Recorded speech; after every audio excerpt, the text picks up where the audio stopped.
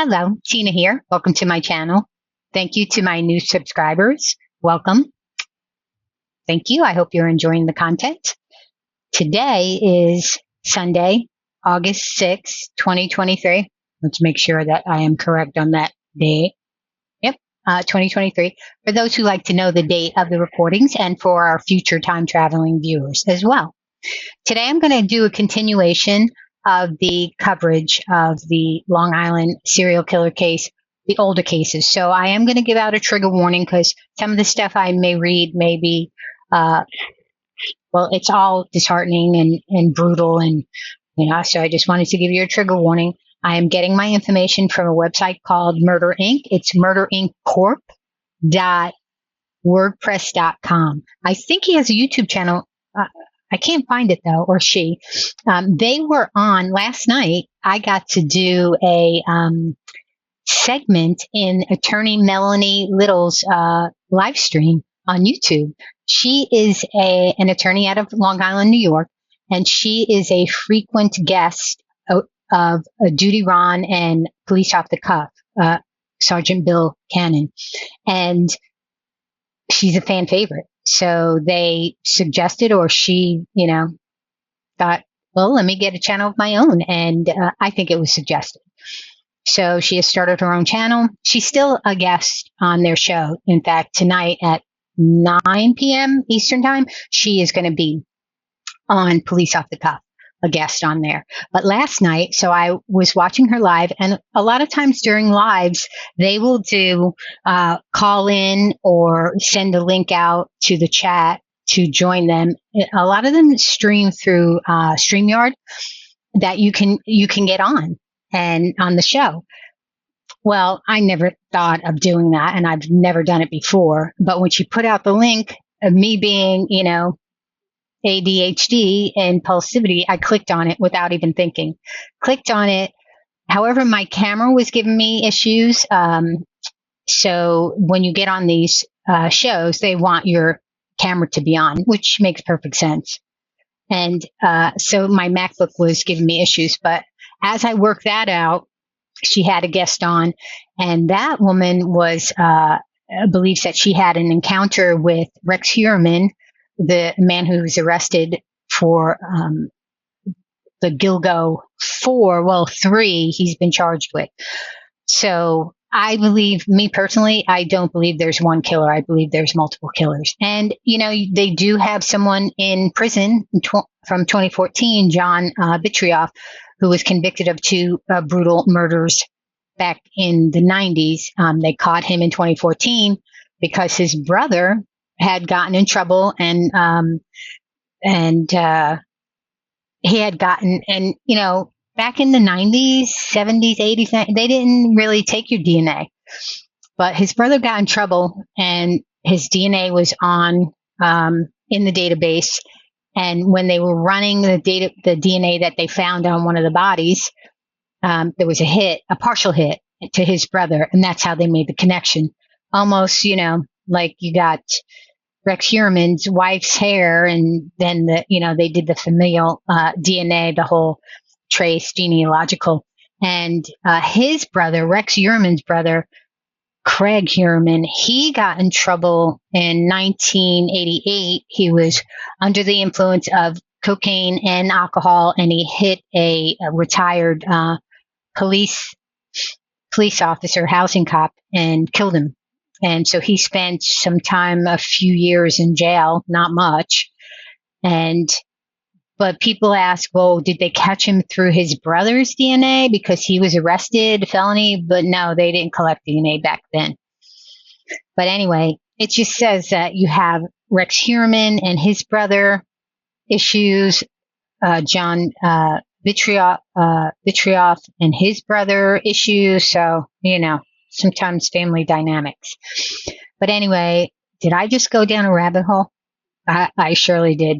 But the one girl who was on talked about this 8-hour ordeal. She was worked in the casino, and she was at the blackjack table, I guess. And he was, tormenting her or like what's the word? Now I'm looking at, he was taunting her. And obviously, it was obvious, it sounded like he was targeting her. But thankfully, she had her security protocol, safety protocol in place that she had her husband pick her up. They parked in, they didn't park in the public parking lot. So there were some safety protocols in place. And thankfully, and then I came on. It was so exciting. So I'm going to put the link up to that particular show up on my screen here, so you can click on to that, and after the show, and go and check out attorney Melanie Little. She's great. I love the way she covers these cases. She's very passionate, and she knows her shit. Excuse my language, but she does. She's an attorney. She's not a criminal attorney, but she does know her stuff. So, and also, if you hit those little guys you see down in here in the corner, this corner, just go ahead and hit that, and you'll be subscribed to my channel, and you can get notifications if you hit the bell of future videos coming up. All right, so getting back to the older cases, the cases from 1980s. So last video I talked about Tina Foglia, and her case that she was found in 1982. Well, there are a lot of cases in the 1980s that has a possible connection to the Long Island serial killer, particularly Rick Heuermann, because the areas that they found some of the girls, the bodies in, were areas that he worked, because he's an architect, so they can pull like property records and find out, like who was in the area, the workers, construction workers, construction companies and such. So there's been some connection made there. But I just want to go just really quick, and I don't know who owns this website by name. I don't know who, gathers. They've been working on this for 12 years. So they do a good job from what I could see. And, I just want to make sure I'm giving them credit that this is where I'm getting the information from. So again, murderinccorp.wordpress.com. I'll put it in my description. Excuse me, got a little bit of a dry mouth. My hay fever is going nuts. And this heat wave, it's pretty much letting up on the East Coast, I think. To me, if it's 70 and above, it's a heat wave. So I'm still in the heat wave here. But anyway, let's just go over some of the stuff on this one page. I'm not going to go through this whole page, because this one page on the it's his LISK, early Long Island serial killer murders.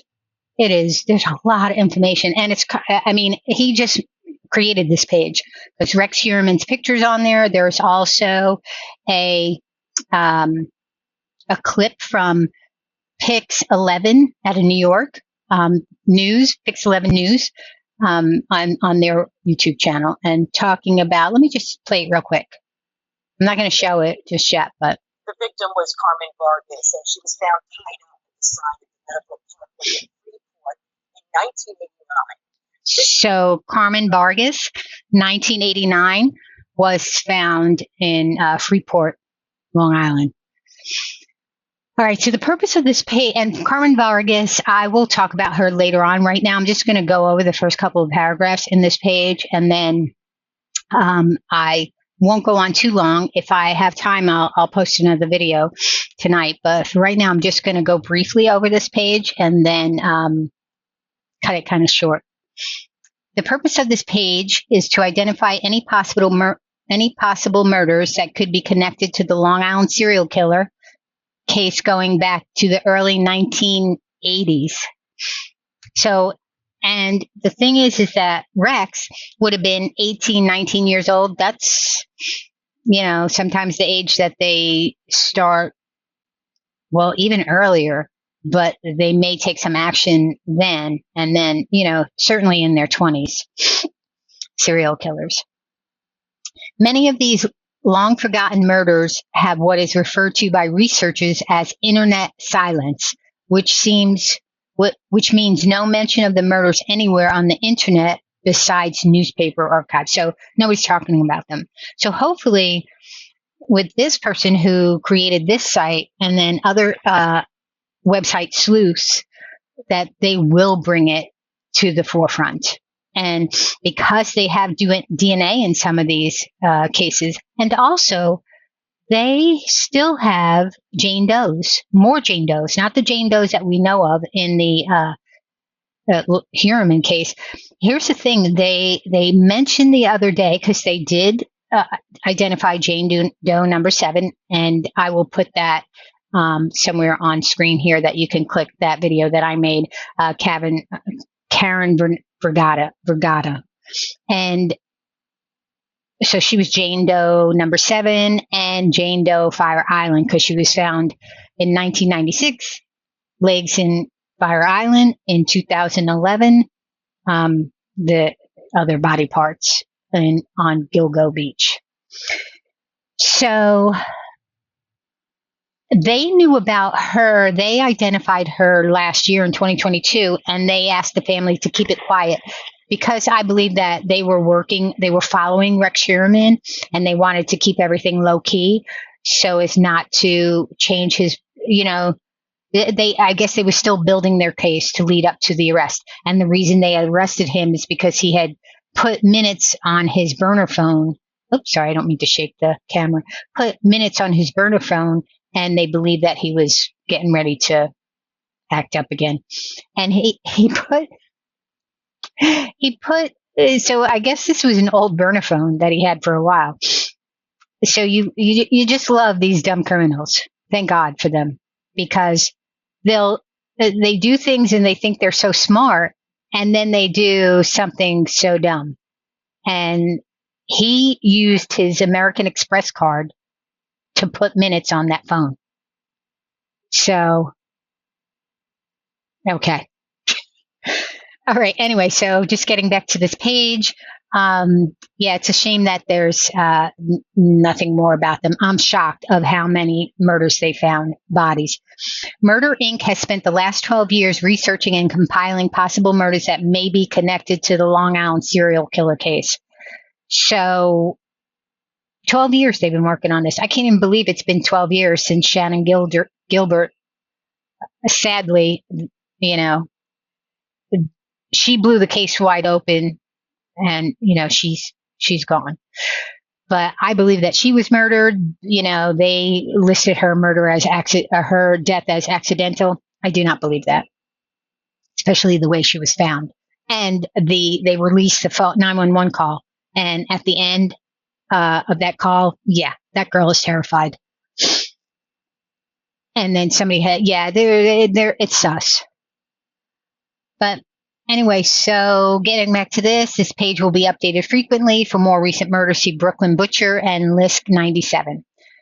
So he talks about a 17-year-old on October 30th, 1981, 17-year-old Janice Fulham disappeared from Haw Paw, New York. She was never seen again. Haw Paw is also where Long Island serial killer victim Megan Waterman disappeared in 2010. So there's a connection there, right?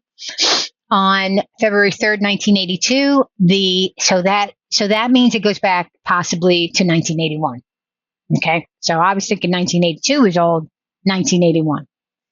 On February 3rd, 1982, the dismembered remains of Tina Foglia were found in 3 garbage bags. Again, if I have room, I don't know how many I can put on there, but I can put the link to that video that I uploaded about that story.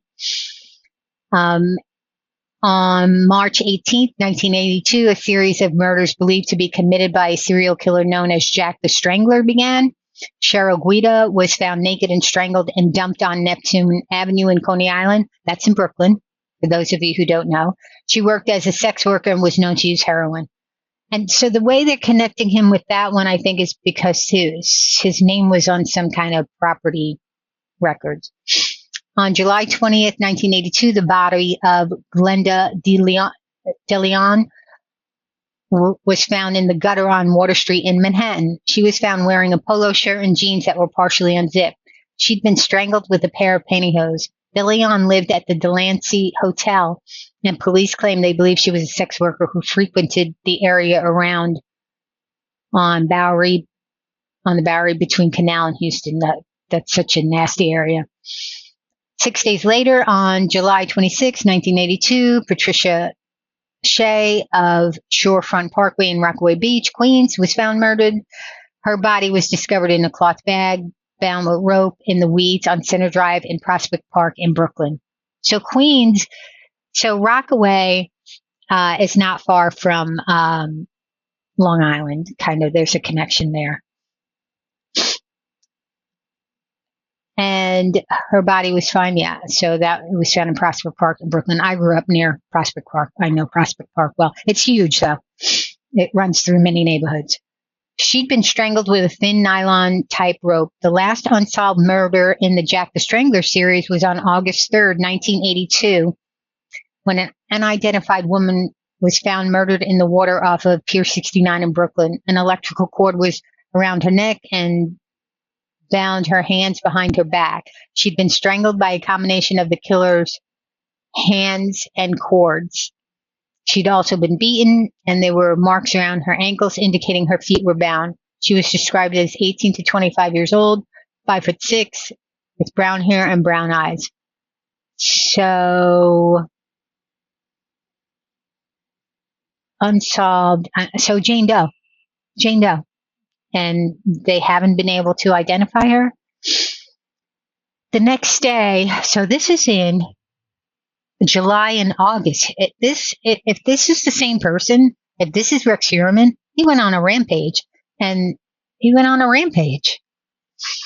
next day, on August 4th, 1982, a young girl was found murdered in a dumpster in Freeport, New York on Long Island. I take that back. You know what? How could his name been on property? He wasn't an architect yet. So I don't know. I'm not sure the connection. The next day, August 4th, 1982, a young girl was found murdered in a dumpster in Freeport, Long Island. She was described as black and thought to be between 14 and 18. Pine needles found on her body led police believe she'd been in a wooded area before being placed in the dumpster. Her case is commonly referred to as Nassau County Jane Doe 1982 or Freeport Jane Doe. Again, why isn't she identified? Why isn't this in the news? Like, even if it's not connected to the Long Island serial killer, are we not looking for these people? On November 4th, 1982, a bus driver named Robin Wolcott was found stabbed to death in a Bayshore parking lot. On November 25th, 1982, the skeletal remains of Margaret Forbes were found in Bayshore in a culvert along the Robert Moses Causeway that leads to Jones Beach. She'd been dead for at least 6 months and had disappeared in early 1982 around the same time as Tina Foglia. She lived at 241 Windsor Drive in Bayshore at the time she disappeared. There was one. So now they have one in January of 1984. The body of an Asian male was found dumped off the Captree Bridge that leads to Gilgo Beach. He had been shot 6 times in the back of the head, and his feet were bound with cord. On February 16, 1984, Christine Clarkson was found murdered behind an alley in West Hempstead. She'd been bludgeoned to death after leaving a local tavern. On August 12, 1984, Evelyn Battel's battered body was found in Greenlawn. She had been beaten to death and thrown from a vehicle. Her clothes were found a half-mile away. Battel lived in Huntington Station and had been seen in the Huntington area of the night of her death. Huntington is in Long Island as well. I forget what county it is, if it's Nassau or Suffolk. I think it might be Nassau County. On June 12, 1984, 15-year-old Kelly Morrissey disappeared from Lynbrook, New York after heading to a video store. She was never seen again. On August 21st, 1984, Deborah Lee Smith's new body was found wrapped in a blanket and left on the side of Hunter Avenue and Valley Stream. That's Long Island. She'd been shot once in the head and once in the chest with a large caliber weapon. Smith worked as a sex worker and was last seen alive the night before on 34th Street and 11th Avenue in Manhattan. On September 10th, 1984, the body of 14-year-old Laura Parker was found in the woods in Lindenhurst, New York. That is Long Island as well. She had disappeared on May 23rd, 1984. The FBI was called in to investigate her disappearance, determined she had not been abducted, and abandoned the investigation after 1 week. What's up with that? On November 10th, 1984, Teresa Fusco disappeared in Lynbrook, New York. That is Long Island as well, near where Kelly Morrissey was last seen. Her body was found in the woods in Lynbrook on December 5th. The Nassau County Police Department later framed 3 men for her murder. They did 18 years in prison before being released. DNA covered from Fusco's body matched none of the 3 men. So are they looking to find out whose DNA it is? Hello? On February 14th, 1985, the skeletal remains of 16-year-old Betty Lau were found in a wooded area on the side of the Southern State Parkway in Bay Shore. She'd been last seen alive in Chinatown, which is in Manhattan, on June 23rd, 1983. The body of Joni Jackson was found partially covered by a plastic bag under a pile of rubble in Hempstead Alley on February 18th, 1985. She had been bludgeoned to death. Jackson worked as a sex worker and lived in Hempstead. That's Long Island as well. Oh boy. So there are quite a few more. There are quite a few more. So I will have to do another video about that. So Rex Heuermann worked at Jones Beach from 1981 to 1984. So, you know, he knows the area well. I mean, that could be said about that. Yeah, I used to go, you know, to Jones. Well, as kids, we went to Jones Beach. I was never really impressed with it because every time we went, there was a jellyfish alert. But there's a pool there, I think, that we used to go to, or nearby. I'm not even sure. This was like decades and decades ago, and probably around the same time because we were close in age. So, yeah. But yeah, this is crazy. This page is like very long, very, very, very long with lots of information. So that's just kind of a briefing on some of the murders. There are more in the 80s, so I'll come back to that because I don't want this to be too long. It's already 22 minutes. But anyway, don't forget to like and subscribe and check out the live that I was on. That was so exciting with attorney Melanie Little. And thanks for watching. And again, thank you to my subscribers. This is wonderful. I'm glad that you're enjoying the videos. And, you know, let's keep it up. And remember to always be you.